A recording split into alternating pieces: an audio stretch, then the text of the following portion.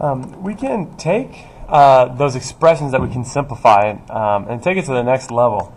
So if I have something like this,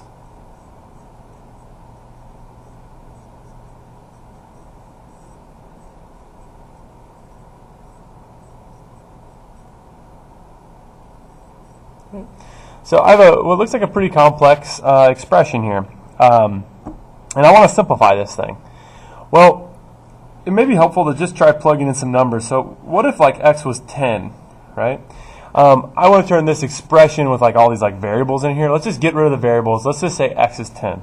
Well, this is going to become 10 plus 5, 10 minus 3. I'm just plugging in everywhere I see an x. Over 10 minus 3, 10 plus 5. So really what I have here is I have 15, 7, and 11 divided by 7 and 15. We know from previous videos and understandings, right? If we have a 15 on the top and a 15 on the bottom, we can cross those out. And a 7 on the top and a 7 on the bottom, right? We can cross those out. So the question is, I can cross them off down here, this term and this term, right? I'll put a little dot, like a blue dot above them. And this one and this one. Those two turned out to be the same, right? Those two gave me a 7. These two gave me a 15. Okay? So the question is, would that always be the case? And it turns out it is, right? Every single time that I plug in, let's say I plug in a 0. Well, this is going to be 0 plus 5, which is 5, and this will be 0 plus 5, which is 5. Awesome. I can plug in an 11. This will be 16. This will be 16. I can plug in a negative 2. This will be 3. This will be 3. No matter what, these two things are always going to cancel each other out.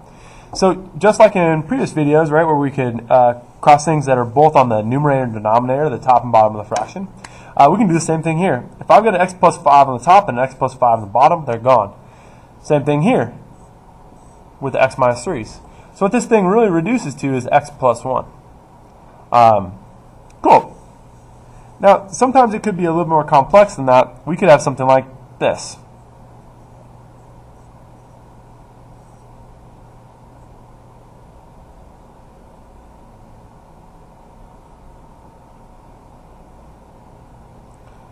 Let's do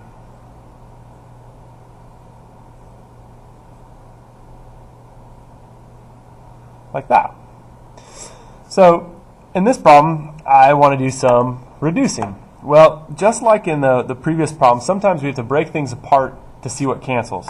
So let's look first at what the top can turn into, right? So x minus 3 squared doesn't mean to bring the squared into both of them. It means I got two of those. So I got an x minus 3 and an x minus 3.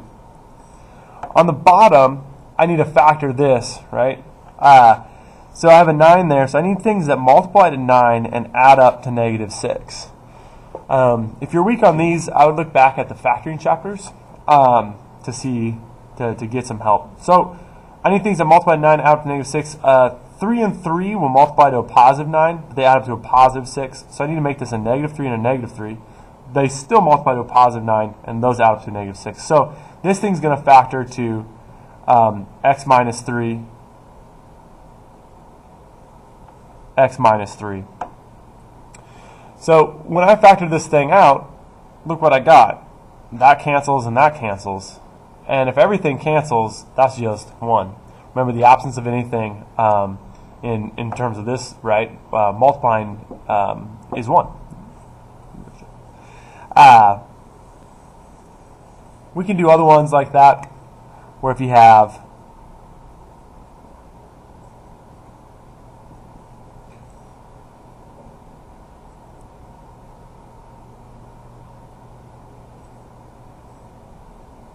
something like this.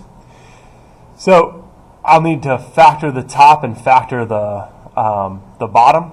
So if I factor the top, I'm looking for things that multiply to 5 and add up to 6. Of course, that's 5 and 1, right? 5 and 1 will multiply to 5 and add up to 6. So my top, if I factor, will be this. And the bottom, when I factor, I need things. Remember, this is the same thing as x squared plus I don't have any x's, minus 25. So I need things that multiply to negative 25 and add up to 0. So negative 5 and positive 5. So this thing will factor to x minus 5, x plus 5. I find the things that cancel, and what I have left is x plus 1 over x minus 5. And that's the final answer.